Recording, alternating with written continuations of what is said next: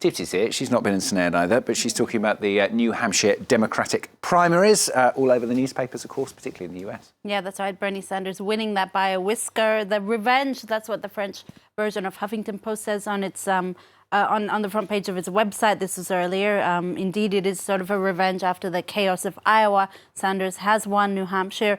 The Wall Street Journal excuse me, has also a pretty interesting editorial today. It says that he won, his win really shows the loyalty of his millennial and left-wing support base, despite, quote, a heart attack and his 78 years of age. Also in a splintered field, Sanders has staying power, even if Democrats don't necessarily want him as their candidate. But it's much like the Republicans in 2016 with Donald Trump. They didn't really want him as a candidate, but they just wanted, but he ended up winning. Overall, the New Hampshire race shows that the Democrats are, though, still searching for the right candidate. Dipty, we had two other candidates who did pretty well, didn't we? But their staying power is rather unsure. That's right. It's a bit questionable. The New York Magazine argues in this article that Pete Buttigieg and Amy Klobuchar finished in second and third place, respectively. But the race ahead is an uphill battle for them. Firstly, because the post-New Hampshire campaign infrastructure for both candidates is lacking, meaning they don't have the kind of union or elected officials' endorsement that will sort of get them over, give them a leg up for the next races in Nevada and South Carolina. Also, both candidates lack support from minority voters, which in the past has proven crucial to winning the Democratic ticket.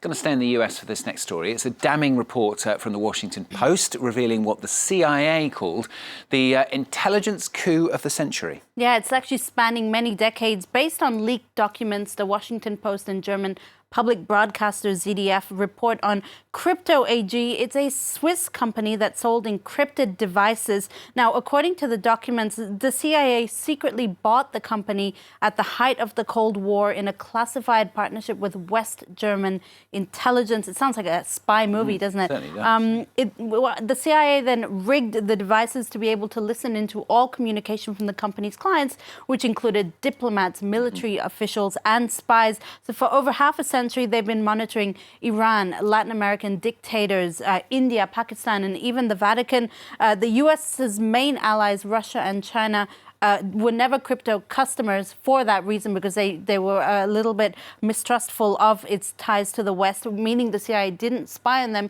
but they did glean a lot of information through crypto clients' interactions with those countries. That sounds like a fascinating story. Got another spying story for you, this one as well. It's in France, though, the investigative website looking at the role of a French spy infiltrated inside the Islamic State group. And also what he managed to achieve thanks to this infiltration. The website recounts how a member of a French Muslim family ended up a French spy codenamed Abomino and hired by the French domestic intelligence. Now, this individual was a former drug trafficker whose role, excuse me, was to bamboozle online jihadists returning to France from Syria. He exchanged with them, he discussed with them via social media, and that's how he learned of imminent attacks planned by returning jihadists, including one against the synagogue and one that was a potential massacre. So it's really a sobering reminder of the important work behind the scenes that French domestic intelligence services are doing.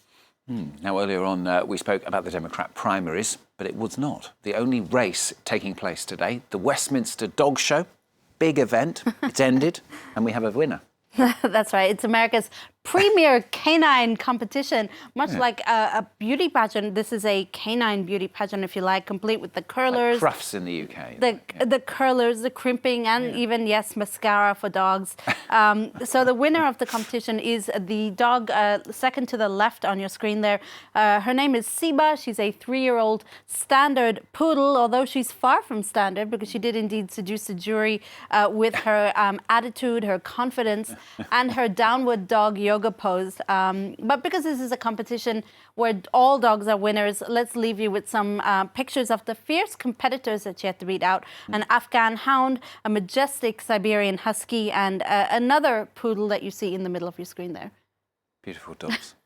And Finally, from Dipti, if you've got teenagers, you'll know how tough that can be as they go through puberty. A new study, though, is showing that cows apparently also go through puberty. Pull the other one. Very nice. They do indeed get moody like teenagers. Do they? Okay.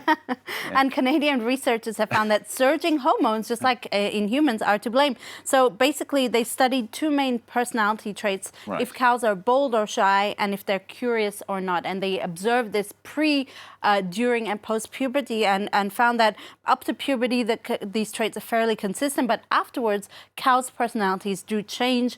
They become more increasing risk takers, more exploratory behavior, and yes, those mood swings. It's actually a really important study because scientists hope it will shed insight into the mentality of cows and how it affects the quality of the milk that they produce.